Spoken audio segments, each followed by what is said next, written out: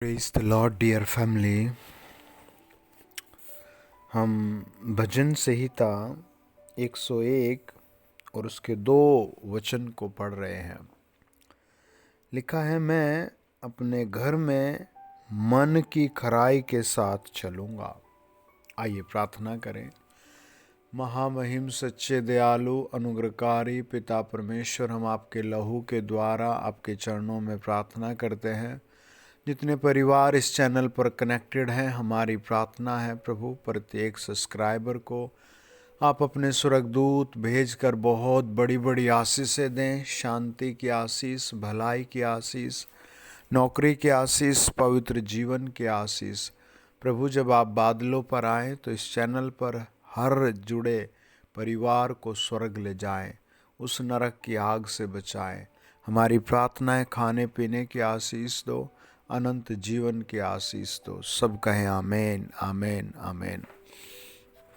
प्रियो, हम जब नीति वचन 20 अध्याय और उसके 6 वचन को पढ़ते हैं, वहाँ लिखा है कि बहुत से मनुष्य अपनी कृपा का प्रचार करते हैं, परंतु सच्चा पुरुष कौन पा सकता है ना। एक सवाल प्रभु का है कि बहुत से मनुष्य अपने कामों का प्रचार कर रहे हैं। मैंने ये काम किया, मैंने ये काम किया, है ना। कई बार जब बहनें बहुत लड़ती हैं तो वो कहती है मैंने तेरे लिए ये किया। कई बार आदमी भी जब लड़ता है, गुस्सा होता है, तो बताता है कि मैंने तेरे लिए ऐसे ऐसे काम किए।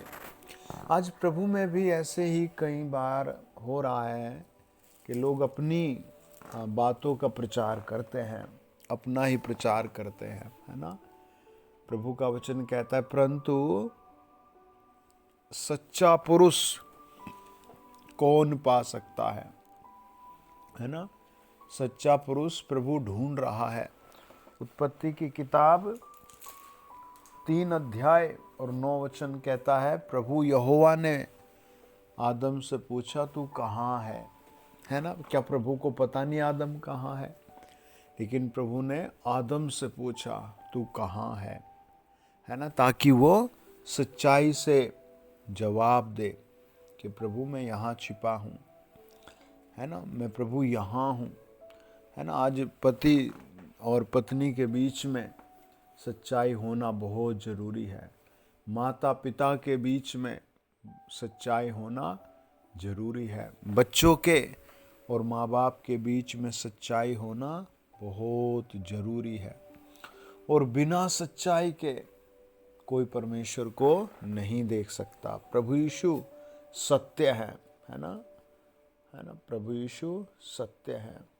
और सत्य क्या करता है ना।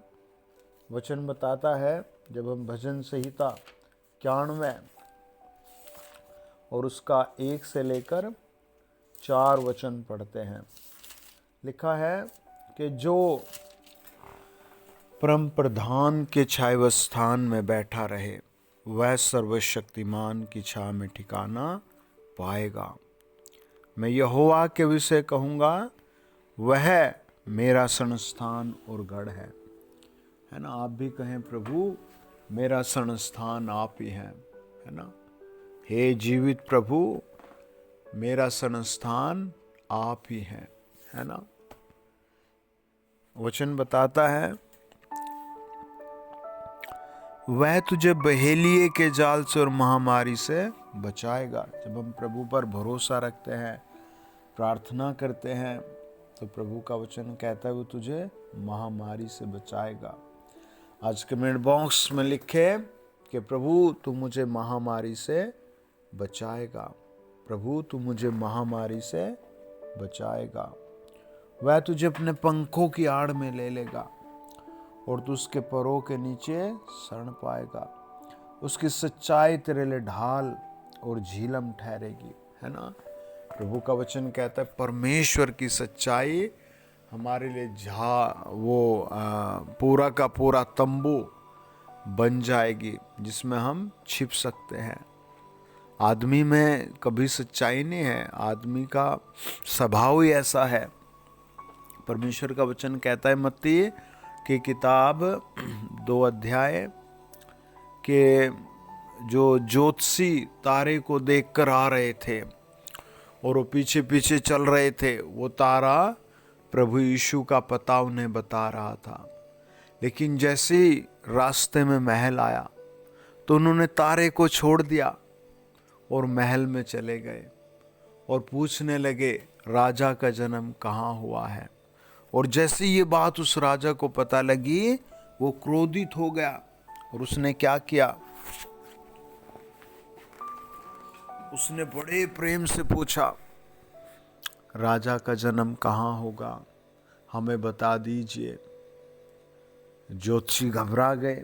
प्रभु के स्वर्गदूत ने कहा उसके पास नहीं जाना वरना वो तुम्हें भी मार देगा। और उस राजा ने क्या किया, उस समय के सारे बालकों को मार दिया। तो ये आदमी का स्वभाव है, डर का, पाप का, लालच का, खतरे का, है ना।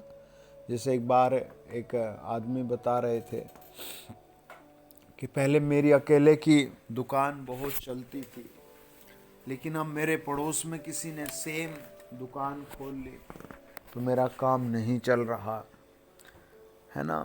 तो ये ऐसा स्वभाव है आदमी का, है ना, ऐसे मन का व्यक्ति है आदमी, है। तो प्रभु की सच्चाई हमें क्या करेगी, सच्चा जीवन जीना सिखाएगी।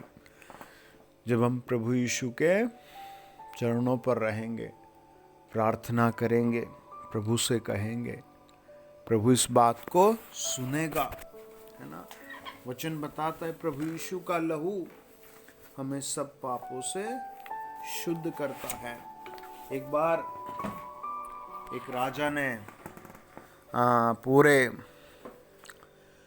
राज्य में अलाउंस करवाया और उसने कहा कि जो आदमी जितना चलेगा उतनी जमीन उसकी होगी। और बताते हैं कि वो राजा सिंहासन पर विराजमान हुआ और कहा कि जो सुबह से शाम तक जितनी ज़मीन पर जाएगा और वापस आएगा उतनी ज़मीन उसकी हो जाएगी। तो तारीख रख दी गई, बहुत लोग मैदान में आ गए और कोई 100 मीटर चला, कोई 200 मीटर चला, कोई 500 मीटर चला। फिर उन्होंने आसमान में नज़र उठाकर देखे, अरे अभी तो बहुत समय है। और फिर वो और चले, फिर वो और चले, फिर वो और चले।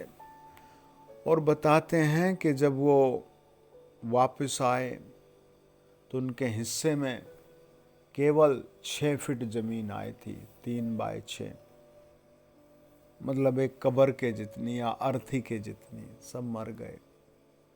तो प्रियो, ये स्वभाव है आदमी का, लालची, गुस्सा करना, है ना। वास्तव में आदमी को इतनी ज़मीन की ज़रूरत है, इतनी 3 बाय 6 की, जिसमें वो दफन हो जाए, है ना। प्रभु का वचन क्या कहता है, भजन संहिता 92 और उसका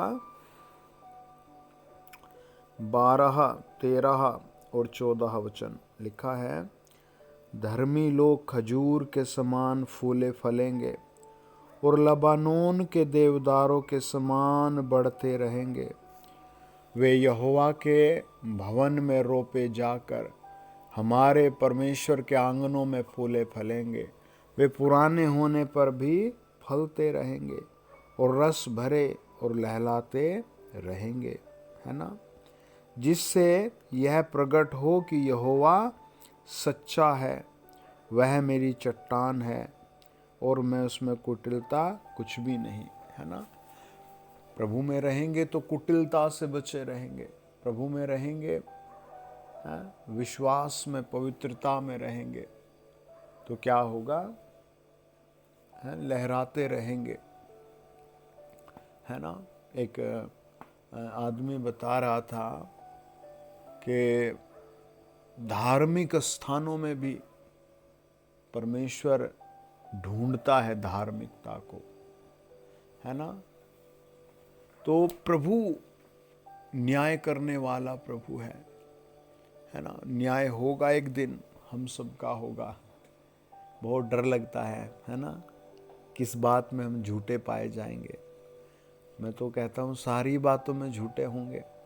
ये तो प्रभु यीशु का लहू ही है जो हमें वचन, हमें पवित्र आत्मा हमें बार बार कहता है ये नहीं करना, ये करना है ना। इसीलिए आप रोज वचन पढ़ें, है ना। अगर आपके पास बाइबल नहीं है तो अपने फ़ोन में एक पवित्र शास्त्र डाउनलोड करें और फिर रोज पढ़ें, है ना। प्रभु आपको अपने घेरे में ले लेगा और आपको बहुत आशीषित करेगा। बोलो आमीन। God bless you. आपकी ज़िंदगी में पवित्र आत्मा चमत्कार कर रहा है। आमीन आमीन।